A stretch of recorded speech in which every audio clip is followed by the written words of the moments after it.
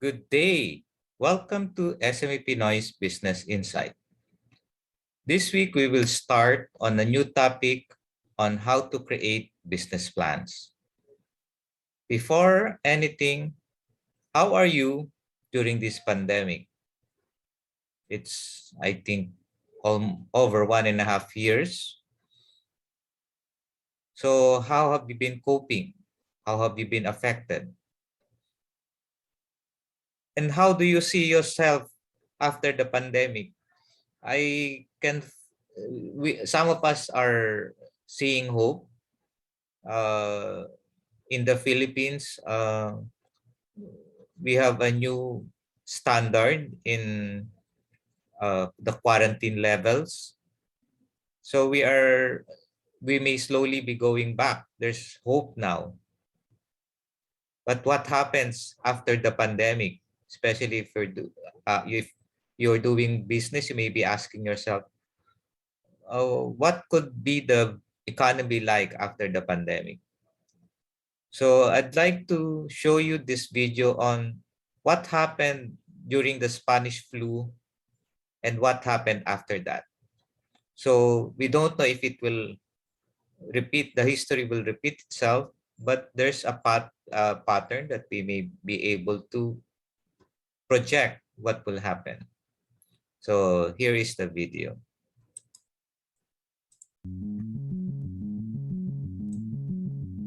Just over 100 years ago, a deadly pandemic swept across the face of planet Earth, killing anywhere between 20 and 100 million people.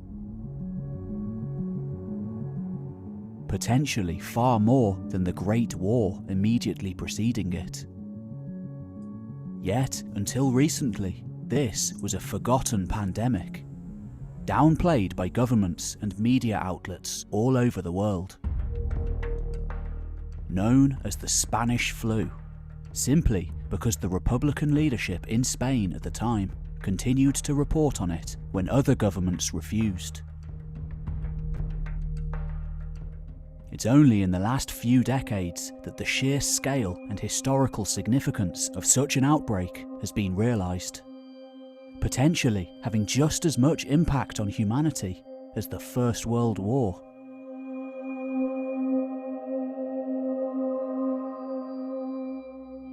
Like earlier pandemics in history, all the way back to the Plague of Athens, the Antonine Plague, the Plague of Justinian, and most famously, the Black Death. This was a deadly disease, particularly for people who had almost no knowledge of how to fight it, killing off huge swathes of the population.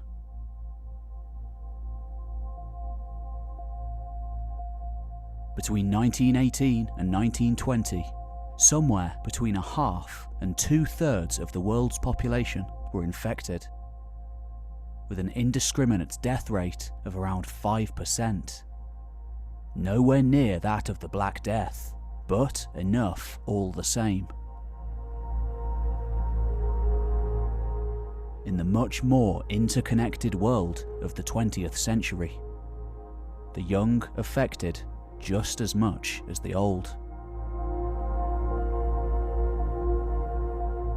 On a whole, the majority of people survived, which is precisely why the disease was so deadly, allowing it to spread to every corner of the globe. Yet, after the mass graves were filled, after each one of these deadly plagues in history subsided, the people returned, picked up where they'd left off, recovered. Sometimes finding themselves in much better positions than they'd been in before. After the Black Death in the 14th century, the peasantry in England, fewer in numbers and higher in demand, got a new lease on social mobility. For some historians, paving the way for the emergence of the middle class to come. After the plague in the 17th century, it's been argued that social unrest led to the success of the parliamentary system. the end of absolute power in the hands of a monarch in England.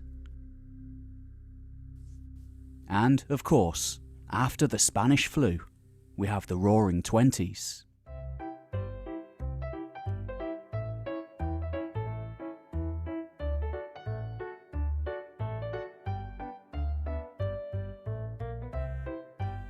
Avant-garde cinema, great leaps forward in music, literature, aviation, and art. Though brief and often overshadowed by the Great Depression of the 1930s and the Second World War which followed, this was a new era of prosperity, of social mobility, and change. So then, how did the world bounce back from the Spanish flu? Let's take a look.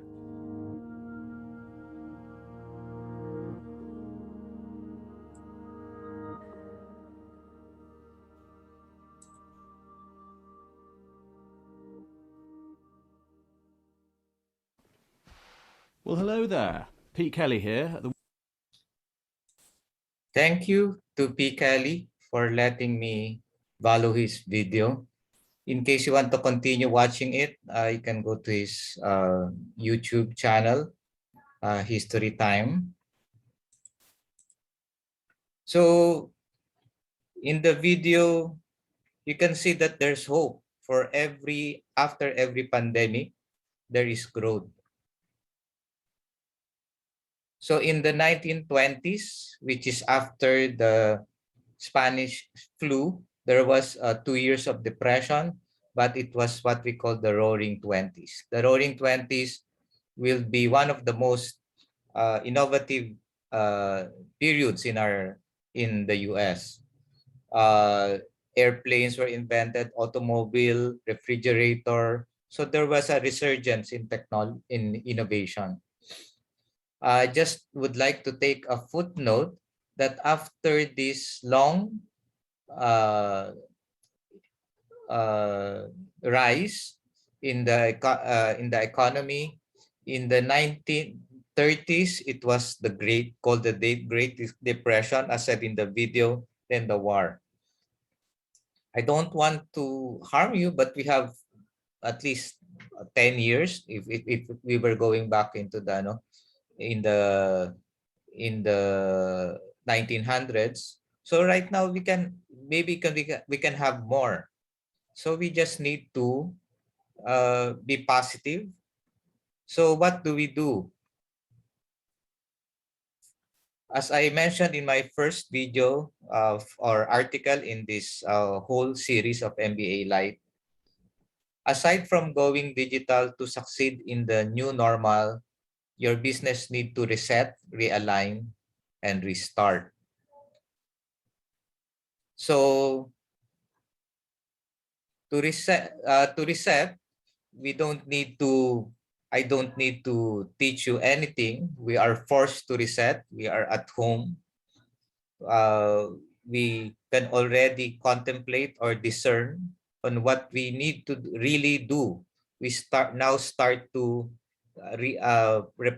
think on what we really want in life. So whether we like it or not, we are doing a reset.